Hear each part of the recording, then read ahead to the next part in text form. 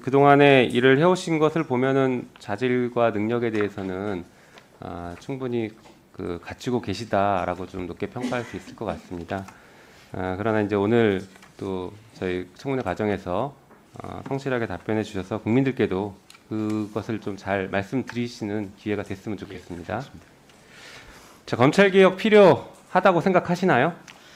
네, 당연히 필요하다고 생각하고요. 그래서 제도개혁이 이루어졌다 생각하고 있습니다. 네, 검찰개혁 왜 필요하다고 생각하십니까? 짧게 말씀해 주시죠. 국민 중심으로 가지 못한 부분에 대한 반성, 국민 신뢰를 잃었던 부분, 공정성 논란 세 가지가 있을 것 같습니다. 검찰의 제19 감싸기 문제도 심각했죠.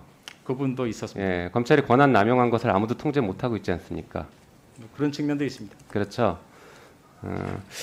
자, 저는 검찰의 칼날이라는 것이 굉장히 무서운데 힘없는 사람에게는 지나치게 예리하고 검찰 내부 식구나 기득권, 재벌 이런 사람들한테는 녹이 슬어버린 것 같습니다.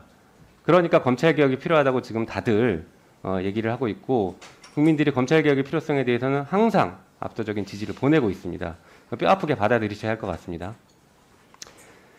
자, 뭐 여러 가지 문제가 있는데 검찰권 행사가 공정하지 못했다라는 얘기들도 늘 나오고 있죠.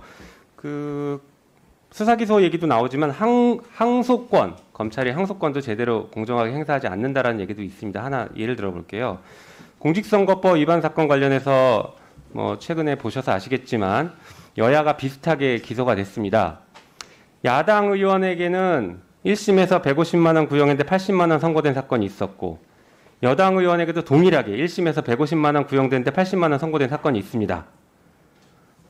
야당 의원 건은 항소하지 않아서 1심이 확정됐고요. 여당 의원 사건은 항소해서 항소심까지 올라가서 항소심에서 여전히 다시 80만 원이 선고된 사건이 있습니다. 왜 누구는 항소하고 누구는 항소하지 않는 그 이유가 뭔가요? 그 기준이 뭔가요?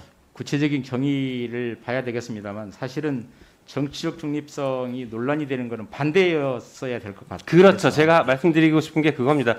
근데 이게 지금 여야가 바뀌었을 때는 또 검찰이 그 국민의힘 쪽 편을 들고 여전히 여야가 지금 바뀌어서 야당이 됐을 때도 국민의힘을 편을 들고 있다라는 게 굉장히 독특한 지금 검찰의 문화인 것 같고 국민들이 바라보는 검찰의 잘못된 지점이다 이렇게 생각을 하고 있습니다. 그 부분도 후보자님께서 좀 뼈아프게 받아들이셔야 할 것 같습니다. 그 부분은 뭐 제가 죄송합니다. 동의하기는 좀 어렵고요. 정말 공정하게 업무 수행하도록 하겠습니다. 동의하지 못한다는 것은 검찰권이 그동안 야당인 국민의힘에게 유리하게 행사된 것은 아니다 이렇게 말씀하시는 것인가요? 공정하게 행사되었을 것이라고 생각하고 저도 그렇게 하려고 노력했었습니다.